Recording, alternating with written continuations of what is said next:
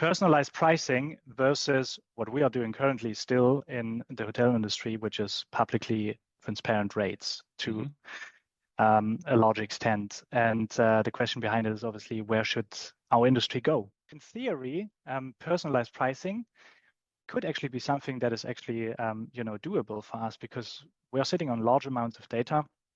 We know how guests behave. We know which loyalty tiers they are coming in, what the willingness to pay is also in most of the cases. There's a fine line between personalization, discrimination, and finding it fair for everyone. I don't know if you follow me here. In a way that it really depends on which attribute you will personalize your pricing and your offers. It's more about those kind of work-life boundaries.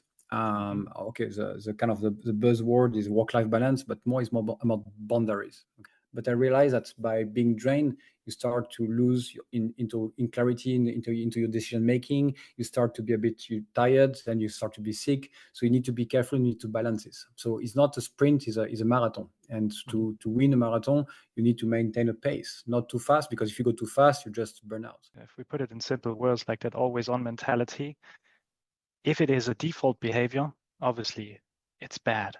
It's bad for anyone in that respect.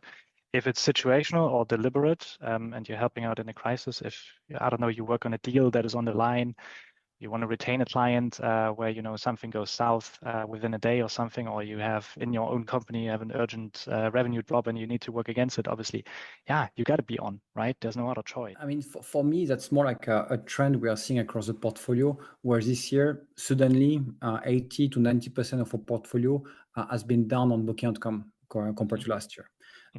And we saw a shift from Booking.com towards Expedia, for example. Let's say like this, as a broader observation, I think we've also seen that year to date, there are some markets, or at least some hotels in some markets, where we've seen Booking.com production going backwards on last year. However, what I'm not entirely sure about is obviously if that sort of business that fell away from Booking is then being made up with Expedia or any other OTAs, or if that is really going into the direct distribution pocket. Now, one reason which I could buy on the why Booking is dropping is because the number of listings for apartments on Booking.com just went crazy this year.